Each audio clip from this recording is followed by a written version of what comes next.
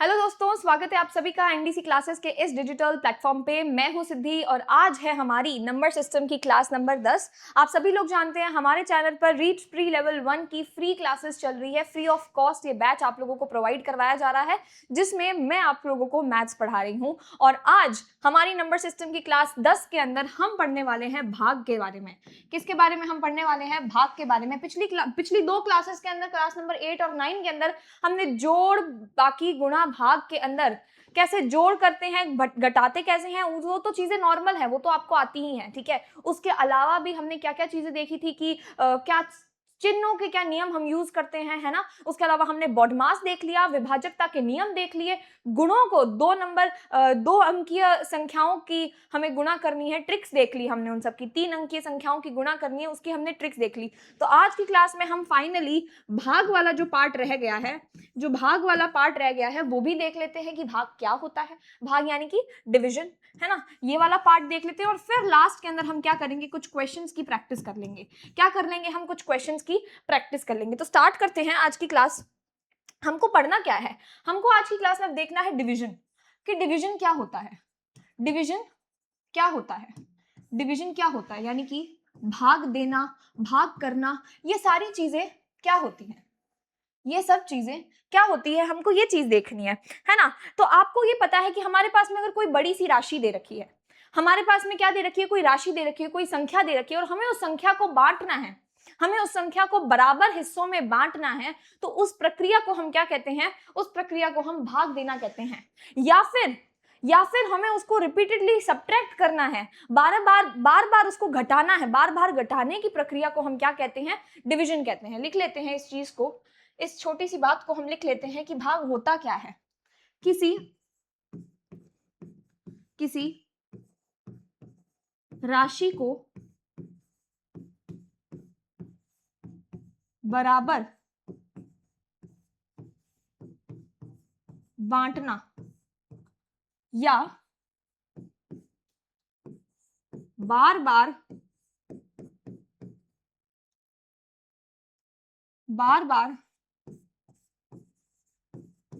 घटाने की प्रक्रिया क्या कहलाती है? भाग देना कहलाती है, डिवीजन कहलाती है। बार बार घटाने की प्रक्रिया यानी कि रिपीटेड सब्सट्रैक्शन। रिपीटेड सब्ट्रैक्शन की जो प्रक्रिया है उसको हम क्या कहते हैं? भाग देना कहते हैं। अगर हमारे पास में यहाँ पर 6 सेब हैं, क्या है? 6 एप्पल्स हैं, 6 एप्पल्स हैं, 6 सेब हैं और 2 जने खड़े हैं। एक मैं हूं और एक आप हो, ठीक है। एक मैं हूं और एक आप हो और हमारे पास में क्या है? 6 एप्पल्स हैं, 6 सेब हैं। तो हम क्या करेंगे? हम आपस में 6 सेबों को बांट लेंगे और बांटने के लिए, बराबर बांटने के लिए हम क्या करेंगे? 6 में 2 का डिवाइड कर देंगे। क्यों करेंगे? 2 का भाग क्यों देंगे?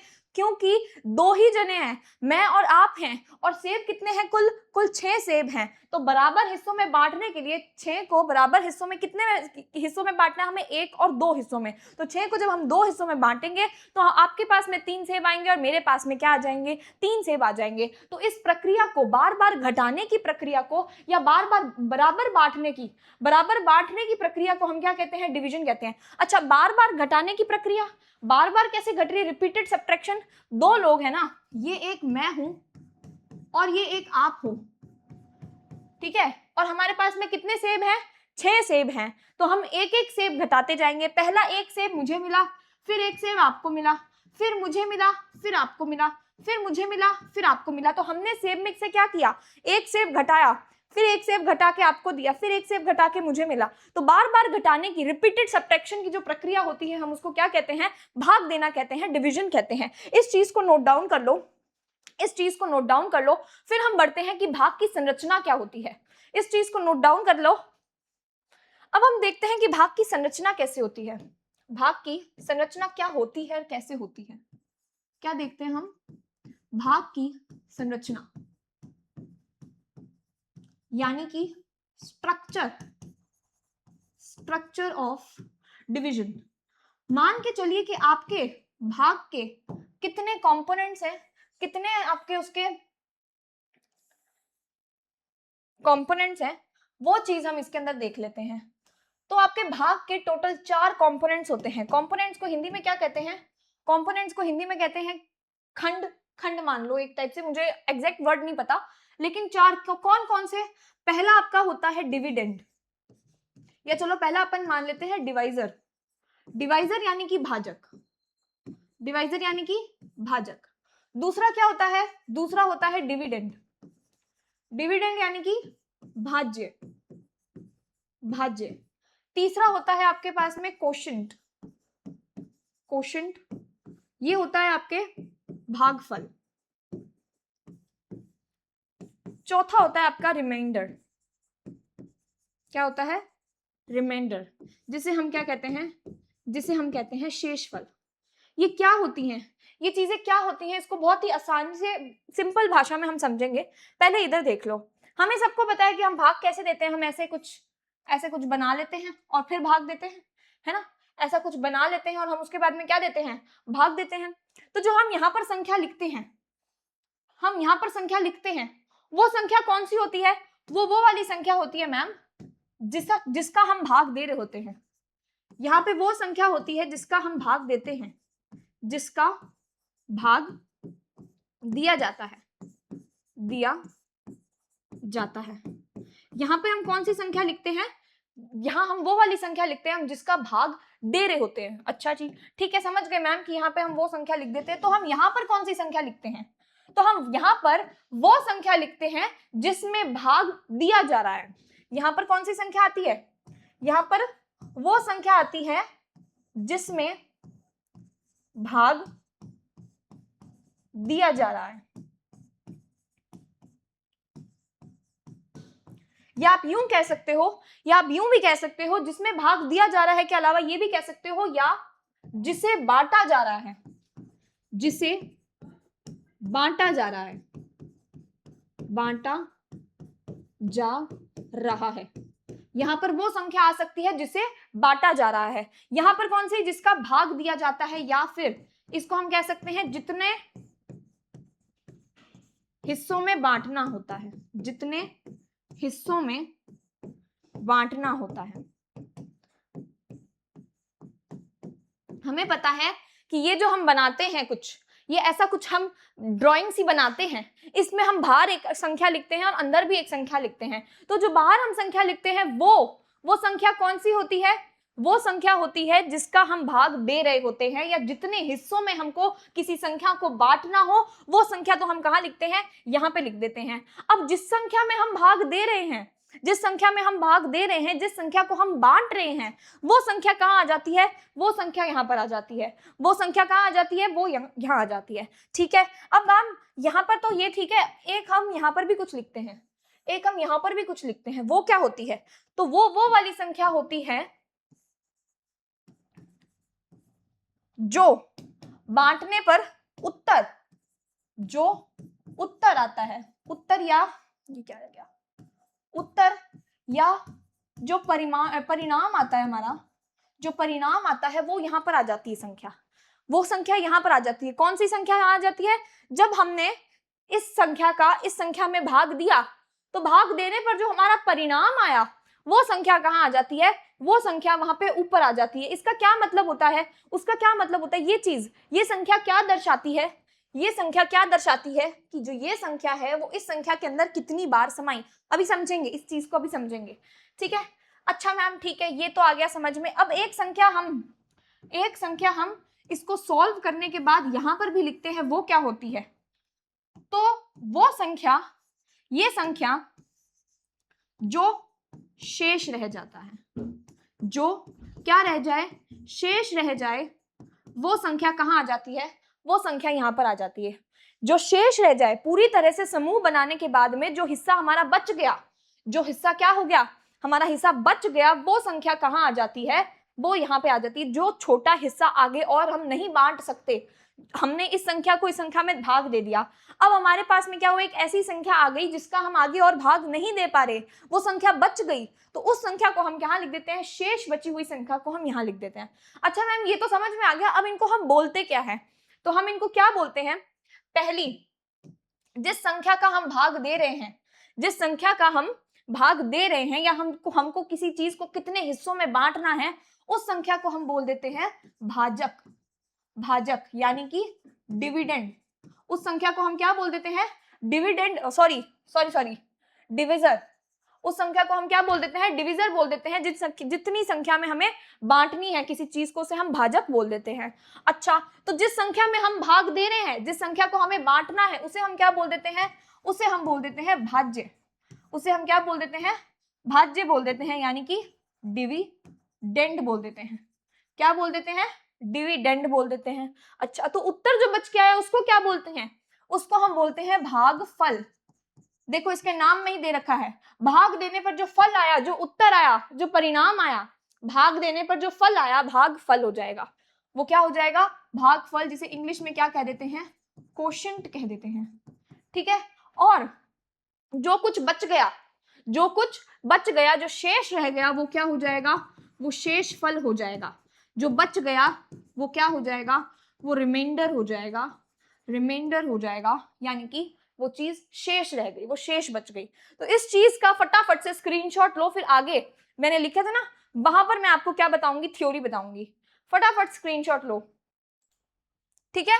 चलो, ये चीज, ये चारों चीजें, हम इन चारों चीजों को क्या कहते हैं, हम इन चारों चीजों को जो हमारा डिवाइड करना होता है, डिवीजन होता है, इसका स्ट्रक्चर कहते हैं। हम इसको क्या कहते हैं, भाग की संरचना कहते हैं। अब हम इनको, इनकी थ्योरी देख लेते हैं। एक सेकेंड, इसको थोड़ा नीचे कर लेते हैं।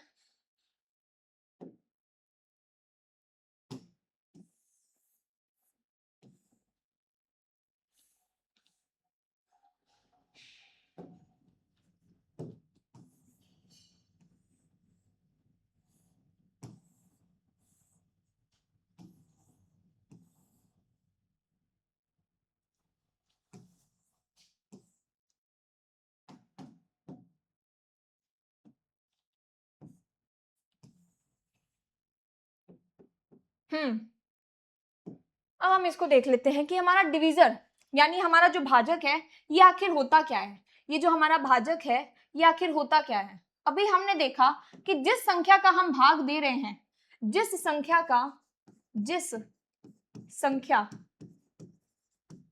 का भाग दिया जाता है, भाग दिया जाता है, वो संख्या क्या कहलाती है, वो संख्या हमारी डिविजर यानी कि भाजक कहलाती है। वो संख्या क्या कहलाती है, हमारी भाजक कहलाती है। इसका क्या मतलब है, यानी बराबर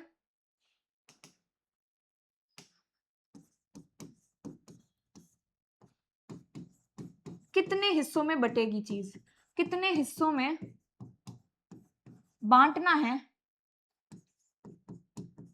उस चीज के बारे में हमें कहा, किससे पता चलता है, हमें उस चीज के बारे में डिवीजर यानी कि भाजक से पता चलता है। आ गई बात समझ, आ गई बात, आ गई समझ, है ना। अब हम देखते हैं कि डिविडेंड क्या होता है। तो डिविडेंड हमारा वो संख्या जिसमें भाग दिया जाए, वो संख्या जिसमें भाग दिया जाए, वो संख्या क्या हो जाती है हमारे, वो संख्या हो जाती है डिविडेंड। वो संख्या क्या हो जाती है, हमारे भाज्य हो जाती है, जिसमें हम भाग दे रहे हैं। वो कुल संख्या जिसका हम बंटवारा कर रहे हैं, कुल संख्या जिसे बांटा जा रहा है, जिसे क्या किया जा रहा है, जिसे बांटा जा रहा है, वो क्या कहलाएगी, हमारे भाज्य कहलाएगी। वो संख्या हमारे डिविडेंड यानी कि भाज्य कहलाएगी। और इसमें क्या बात, आम तौर पर क्या होती है, ये संख्या हमेशा बड़ी मिलती है आमतौर पर। हर बार जरूरी नहीं है हर बार, बट आम तौर पर यही संख्या हमें क्या मिलती है, आम तौर पर यह संख्या सबसे बड़ी होती है। इन चारों में से, किन चारों में से, भाजक, भाज्य, भागफल और शेषफल में से आमतौर पर सबसे बड़ी संख्या कौन सी होती है, भाज्य होती है। तो आमतौर पर यह संख्या क्या होती है, सबसे बड़ी होती है। आमतौर पर यह संख्या सबसे बड़ी होती है। आमतौर पर क्या, ये संख्या सबसे बड़ी होती है। ठीक है, इसके बाद में हमारा आ जाता है कोशेंट। तो ये कोशेंट क्या है, ये भागफल क्या है, ये भाग देने पर आया उत्तर, या जिसे हम परिणाम कहते हैं, वो क्या हो जाएगा, भागफल हो जाएगा। यानी कि भाग देने पर जो फल आया, भाग देने पर जो हमारे पास में उत्तर आया, उसे हम क्या कहते हैं, उसे हम क्वोशंट कहते हैं। ये क्या होता है, इसका अर्थ क्या होता है, यानी भाजक भाज्य में कितनी बारी समाया, भाज्य जो है ये हमारा भाज्य है ना, इसका भाजक का हम किस में डिवाइड दे रहे हैं, भाज्य में डिवाइड दे रहे हैं, है ना। तो भाजक हमारे भाज्य के अंदर कितनी बार समा रहा है, भाजक हमारे भाज्य में कितनी बार समा रहा है, वो क्या हो जाता है, वो कौन बताता है, वो हमें भागफल बताता है। यानी भाजक कितनी बार भाज्य में समाया, वो बताने का काम कौन करता है, वो बताने का काम कौन करता है, वो बताने का काम हमारा भागफल करता है। अच्छा, तो फिर ये शेषफल क्या होता है, शेषफल वो संख्या जो भाग देने के बाद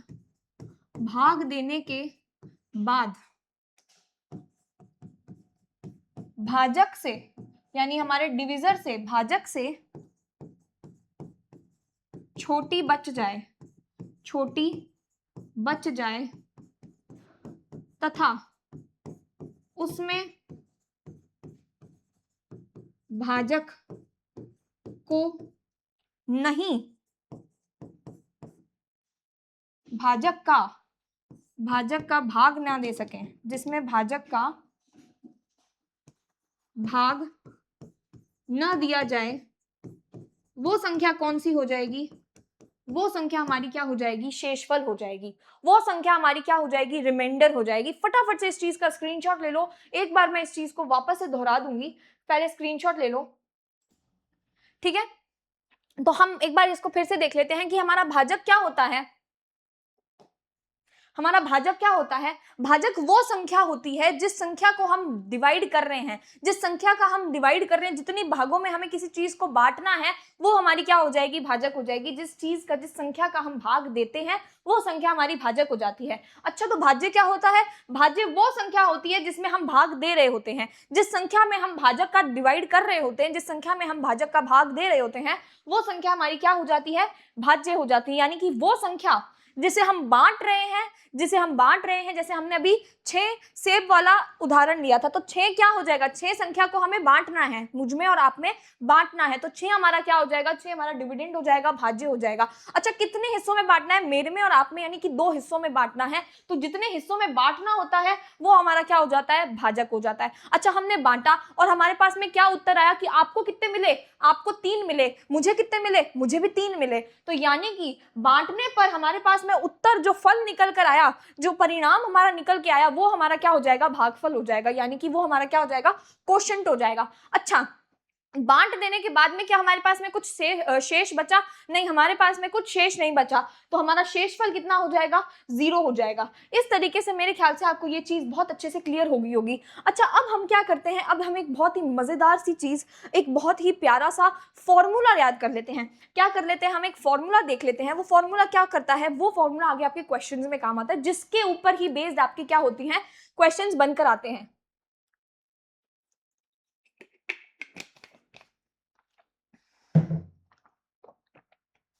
क्या फॉर्मूला है, देखिए हमारा जो फॉर्मूला है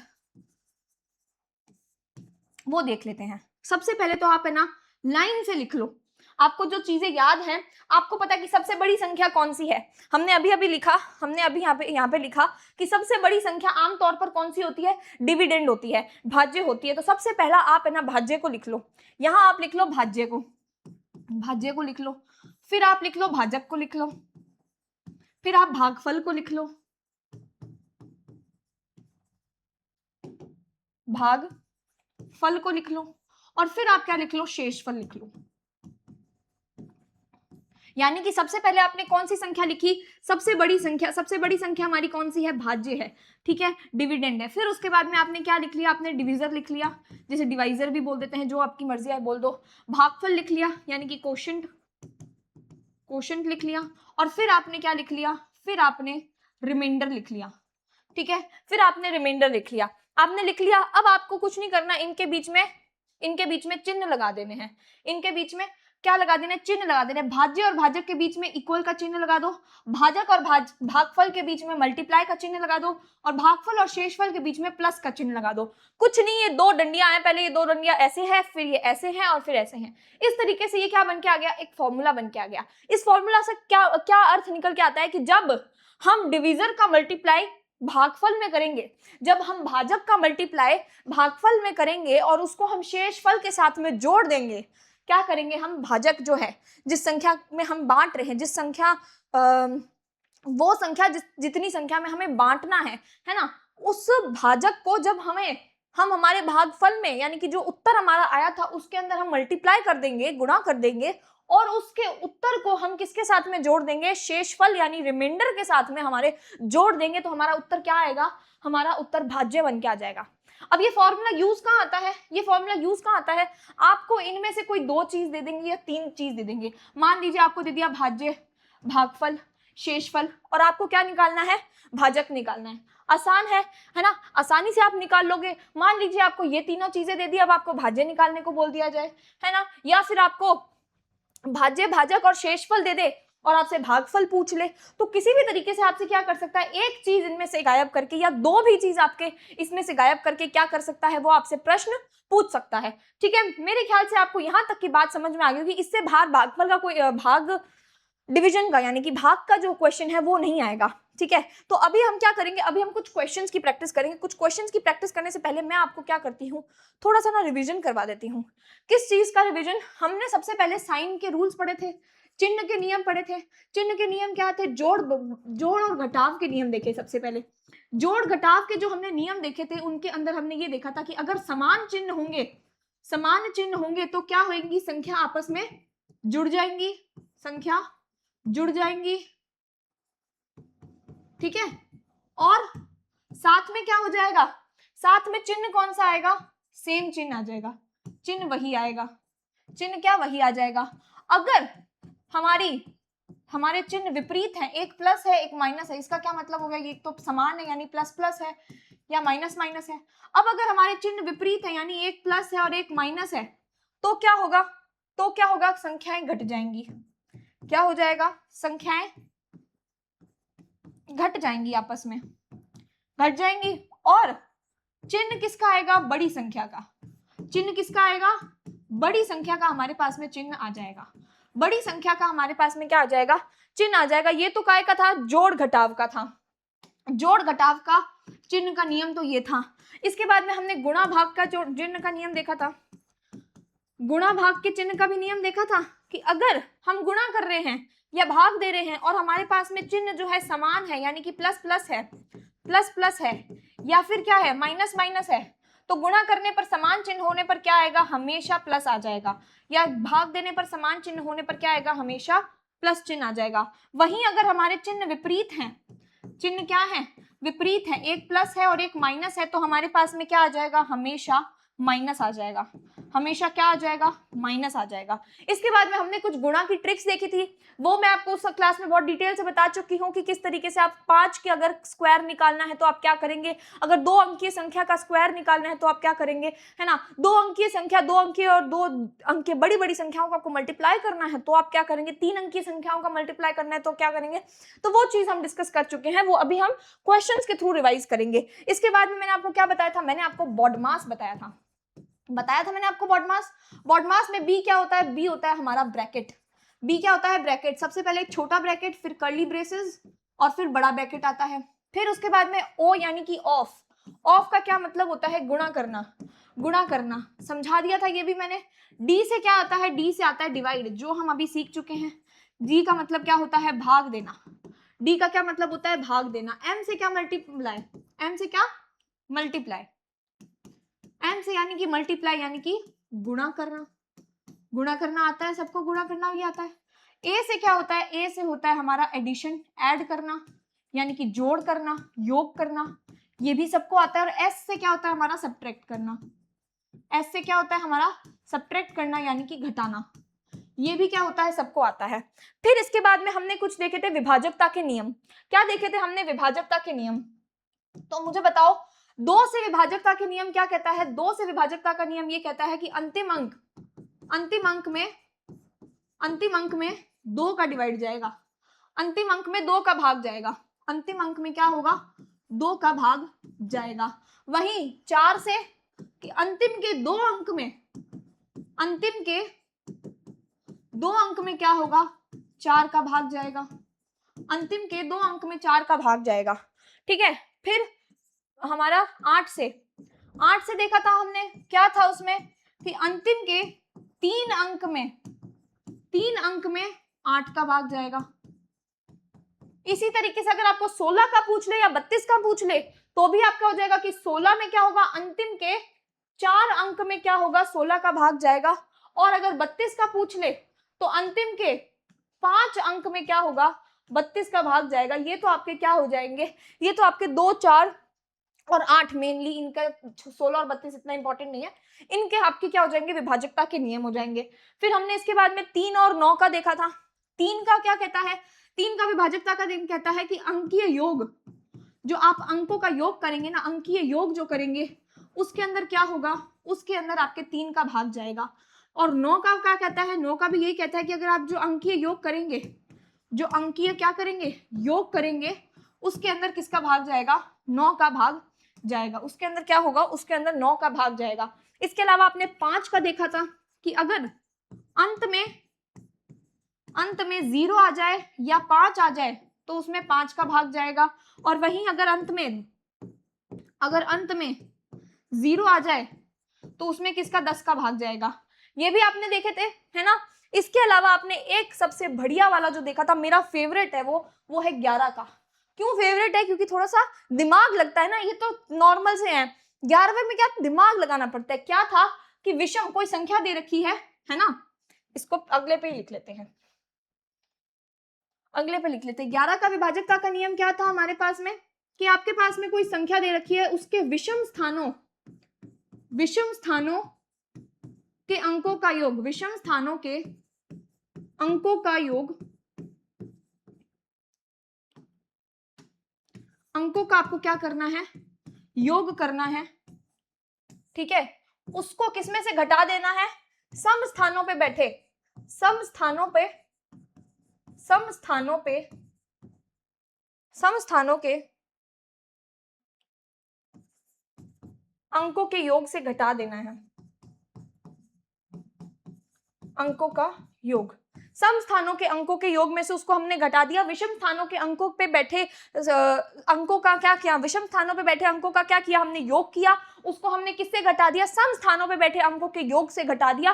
तो हमारा जो उत्तर आया वो या तो 0 आना चाहिए या फिर वो 11 का गुणज आना चाहिए। 11 का गुणज यानी जो 11 की टेबल में आए, 11 के पहाड़े में आए, 11 हो गया, 22 हो गया, 23 हो गया, है ना, ऐसे करके जो 11 के पहाड़े में आए यानी 11 का गुणज हो, वो हमारा क्या हो जाएगा, 11 का क्या हो जाएगा, हमारा 11 से क्या हो जाएगा, विभाजित हो जाएगा, 11 से डिविजिबल हो जाएगा। तो ये तो हमने क्या पढ़ लिए थे, हमने ये पूरा कल अच्छे से हमने जोड़ बाकी गुणा भाग आज की क्लास तक का हमारा कंप्लीट हो गया है। अब हम कुछ एक क्वेश्चंस देख लेते हैं फटाफट से, ताकि ये चीजें आपके दिमाग में सेट हो जाए। ठीक है, कुछ क्वेश्चंस की प्रैक्टिस कर लेते हैं हम।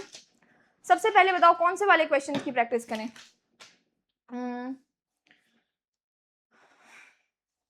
सबसे पहले भाग देने वाले की प्रैक्टिस कर ले। मैं यहाँ पे कॉपी में लिख के लाई हूं, तो हम इसको यहाँ पे लिखते रहते हैं साथ में। ठीक है, एक क्वेश्चन आपको दे रखा है, क्या क्वेश्चन है आपके पास, निम्न में से कौन सी संख्या, आपको बताना है। मैं पूरा क्वेश्चन लिखूं या आप ऐसे ही, निम्न में से कौन सी संख्या आपके 45 से विभाजित है, 45 से विभाजित है। बहुत बढ़िया क्वेश्चन है ये, बहुत ही ज्यादा बढ़िया क्वेश्चन है ये। ठीक है, ऑप्शन क्या है,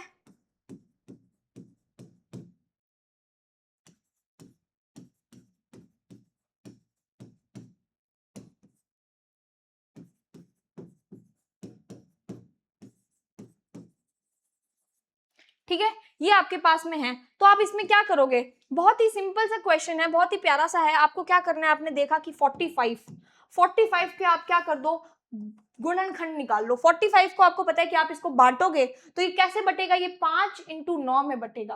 कैसे बटेगा, 5 इंटू 9 में बटेगा, है ना, है ना, इसमें ही बटेगा। तो अब क्या करो, आप देखो कि ये संख्याएं जो दे रखी हैं क्या वो 5 से विभाजित हो रही हैं और क्या वो 9 से विभाजित हो रही हैं। अगर कोई संख्या 5 से और 9 से दोनों से विभाजित हो रही है तो वो संख्या 45 से भी क्या हो जाएंगी, विभाजित हो जाएंगी। अगर कोई संख्या आपके 5 से विभाजित हो रही है, 9 से विभाजित हो रही है, तो वो इससे तो करके देखो, वीडियो रोक के करके देखो, है ना। सबसे पहले 5 का विभाजकता का नियम क्या होता है कि अंत में 5 आना चाहिए, तो ये 5 से तो सारी हो रही है, 5 से तो ये सारी हो रही है। अब 9 का विभाजकता का नियम क्या कहता है कि जो अंकों का योग है, जो अंकों का जोड़ करके जो उत्तर आएगा वो हमारा क्या होना चाहिए, 9 से डिवाइड होना चाहिए। तो हम करके देख लो, 6 और 2 कितने होते हैं, 8, 8 और 2 कितने होते हैं, 10, 10 और 9 19, 19 और 4 23, 23 और 5 हमारे कितना आता है, 28 आता है। तो ये तो हमारे 9 से डिवाइड नहीं होता। फिर इसके बाद में इसे करके देख लो, 2 और 6 8, 8 और 2 10, 10 और 9 19, 19 और 3, 19 और 3 कितना होता है, 22 होता है, 22 और 5 27 हो जाएगा, 27 हो जाएगा। तो हाँ जी, ये तो हमारे 5 से भी जा रहा है, 9 से भी जा रहा है। इसको भी करके देख लो, इसको करोगे तो क्या हो जाएगा, 2 और 6 और 2 कितने 10, 10 और 9 19 और 1 20 और 25, ये भी हमारे नहीं जा रहा। तो हमारा उत्तर क्या हो जाएगा, ये हो जाएगा, ये हमारा क्या हो जाएगा, उत्तर हो जाएगा। इसी के हिसाब से आपको एक नेक्स्ट क्वेश्चन दिखाती हूँ। इसी के हिसाब का ऐसा सही सेम एक क्वेश्चन है, निम्न में से कौन सी संख्या 88 से विभाजित होती है, क्या होती है, 88 से विभाजित होती है। निम्न में से कौन सी संख्या 88 से विभाजित होती है। ऑप्शन बता देती हूं मैं आपको।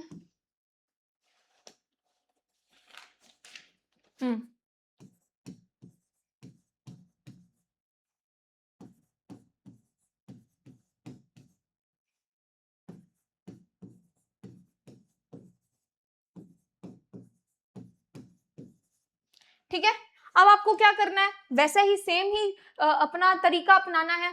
क्या करना है, सेम तरीका आपको अपनाना है। क्या तरीका अपनाना है, पिछले वाली वीडियो के अंदर पिछले वाले क्वेश्चन के अंदर हमने क्या किया था, हमने 45 को 2 भागों में बांटा था। अब 88 को बांट दो तो कितना होगा, 8 इंटू 11, कितना आ जाएगा, 8 इंटू 11। यानी कि अगर ये संख्या में से कोई संख्या 8 से भी डिवाइड हो रही है और 11 से भी पूर्णतः विभाजित हो रही है तो वो संख्या क्या हो जाएगी, वो 88 से भी विभाजित होगी।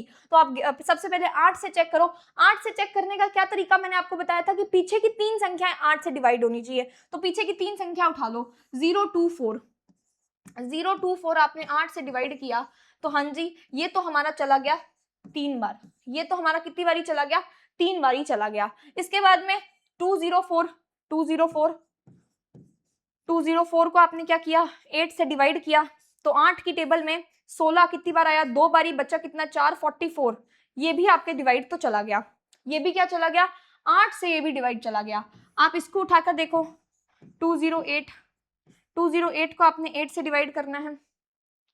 208 को आपने तो कितनी बारी गया, 20 कितनी बारी जाएगा, 2 बारी जाएगा, बचा कितना 48 कितनी टाइम्स चला जाएगा, 6 टाइम्स चला जाएगा। ठीक है, ये भी 8 से तो जा ही रहा है तो ये भी 208 है, ये भी 8 से जा रहा है, यानी 8 से तो ये सारे जा रहे हैं। 8 से तो क्या कर रहे हैं, 8 से तो ये सारे ही जा रहे हैं। अब हमें क्या करना है, अब हमें 11 से चेक करना है। तो 11 से चेक करने के लिए हम क्या करेंगे, 11 से चेक करने के लिए हम क्या करेंगे, विषम स्थानों के योग और सम स्थानों के योग को क्या कर देंगे, माइनस कर देंगे। तो विषम स्थानों के योग को माइनस करने के लिए हम क्या करेंगे, सबसे पहले 2 9 11, 11 और 2 13 हो गए। 13 में से हमें क्या माइनस करना है, 1 0 और 4 कितना हो गया, 5 हो गया। 13 में से 5 माइनस कर दो, कितना आ जाएगा, 8 आ जाएगा। तो क्या 8 0 है, नहीं 8 0 नहीं है। 8 क्या 11 का गुणज है, नहीं 8 11 का गुणज नहीं है। तो ये ऑप्शन हमारा कट जाएगा। उसी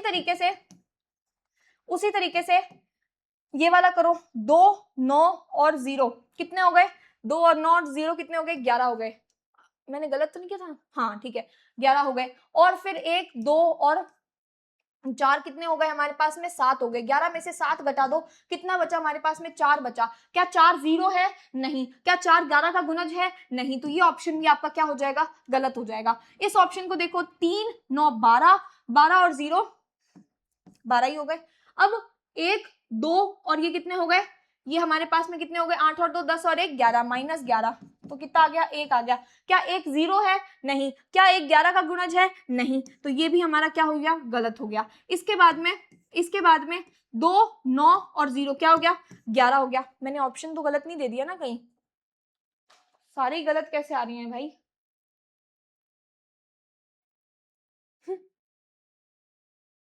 चलो देखते हैं, यहाँ इसको 2 कर देते हैं। सही है, सही है, ये वाला सही है। 2 9 और 0, 9 और कितने हो गए, 9 और 2 कितने हो गए, 11 हो गए। 1 2 और 8 कितने हो गए, 11 हो गए। 11 में से 11 गए, कितना आ गया, 0 आ गया। 11 में से 11 गए, 0 आ गया। अगर कोई आंसर में 0 आता है या 11 का गुणज आता है तो वही उत्तर हो जाता है। तो ये वाली जो संख्या है ये 8 से भी डिवाइड हो रही है और ये 11 से भी डिवाइड हो रही है, यानी इसका क्या मतलब हो गया, ये 88 से भी डिवाइड हो रही है। अब आप क्या 88 से डिवाइड करने बैठते इसको एग्जाम में? नहीं। ठीक है, चलो नेक्स्ट क्वेश्चन देख लेते हैं फटाफट से, बहुत टाइम बहुत कम है, आज क्लास थोड़ी जल्दी छोड़नी पड़ेगी। नेक्स्ट क्वेश्चन देख लेते हैं। क्वेश्चन दे रखा है आपको, किसी संख्या में 124 से भाग देने पर, 124 से क्या करने पर, भाग देने पर भागफल क्या आ रहा है आपके पास में, भागफल आपके पास में आ रहा है 86, भागफल क्या आ रहा है 86, तथा शेष कितना बच रहा है, शेष आपके पास में 24 प्राप्त हो रहा है, शेष 24 प्राप्त होता है, तो आपको क्या बतानी है, तो संख्या क्या है, तो आपको क्या बतानी है, संख्या बतानी है, संख्या क्या है, आपको क्या बतानी है, संख्या बतानी है। फटाफट से इस क्वेश्चन को ट्राई करो, मैं पानी पी लेती हूँ जितने, फटाफट इस क्वेश्चन को आपको क्या करना है, ट्राई करना है।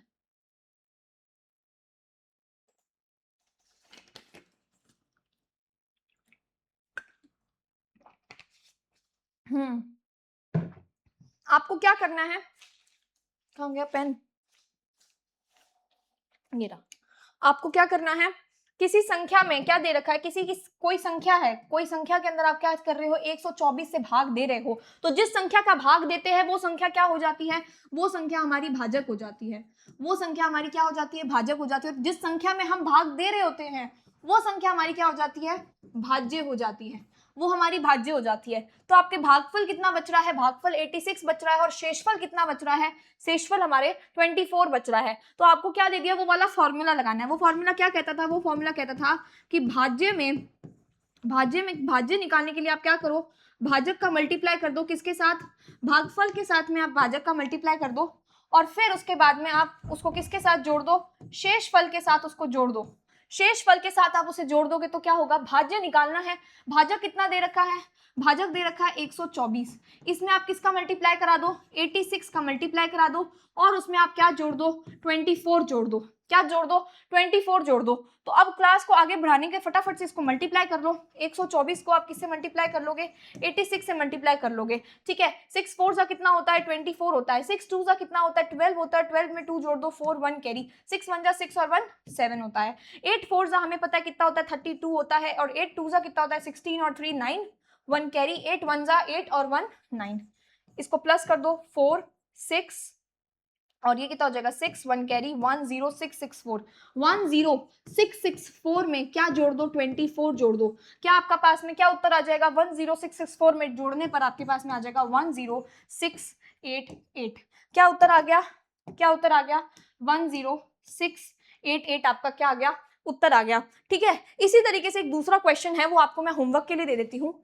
इस तरीके से ही एक दूसरा क्वेश्चन है, ठीक है, वो मैं आपको क्या करती हूँ, होमवर्क में दे देती हूँ। ये क्वेश्चन फटाफट से लिख लो या इसका स्क्रीनशॉट ले लेना, जो भी आपको सुटेबल लगे। क्या क्वेश्चन है, 10100, ये एक संख्या है, इसमें हम किसी संख्या से भाग दें क्या करें, किसी संख्या से भाग दें, से भाग देने पर शेष क्या बचे, शेष 6 तथा भागफल क्या आएगा, भागफल 98 प्राप्त हो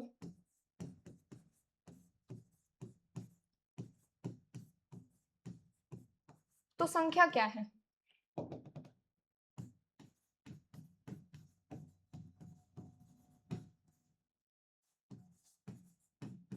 ये आपका क्या है, आज का होमवर्क है।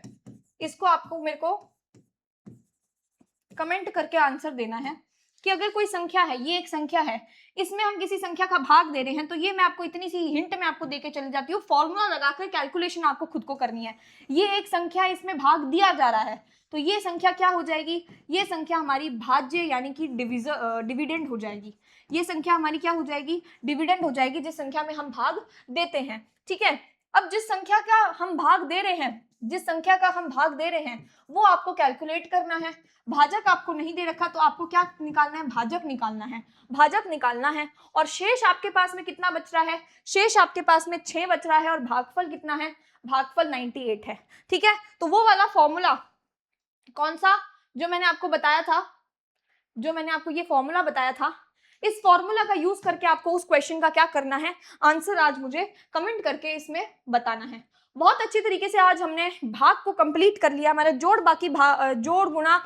भागी गुणा भाग वाला जो टॉपिक है, ये हमारा आज की क्लास के अंदर क्या हो चुका है, कंप्लीट हो चुका है। इसके बाद में अब हमारे पास में कुछ नहीं बचा है, सिर्फ हम इसकी क्वेश्चन प्रैक्टिस करेंगे जोड़ बाकी गुणा भाग की, और हम आगे के हमारे भारतीय मुद्रा वाले टॉपिक पर जंप करेंगे। ठीक है, चलिए आज की क्लास को यहीं समाप्त करते हैं, मिलते हैं नेक्स्ट क्लास में। क्वेश्चन का आंसर आप मुझे कमेंट कर देना, और अपने साथियों के साथ में जो भी रीच प्री लेवल 1 की तैयारी कर रहे हैं उनके साथ में इस चैनल को शेयर कीजिए, मेरी वीडियोस को शेयर कीजिए, ताकि ज्यादा से ज्यादा लोग इस फ्री बैच का फायदा ले सके। हम फ्री बैच लगाने हैं, पूरी मेहनत कर रहे हैं, इतनी मेहनत कर रहे हैं जो कि पेड बैच में भी नहीं होती है, उतनी हम मेहनत यहाँ पर प्रोवाइड कर रहे हैं फ्री ऑफ कॉस्ट। तो सबको इसका मौका मिले, सबको इसका फायदा मिले, आप सभी लोगों के साथ में शेयर करना। ठीक है, चलिए मिलते हैं नेक्स्ट क्लास में। जय हिंद।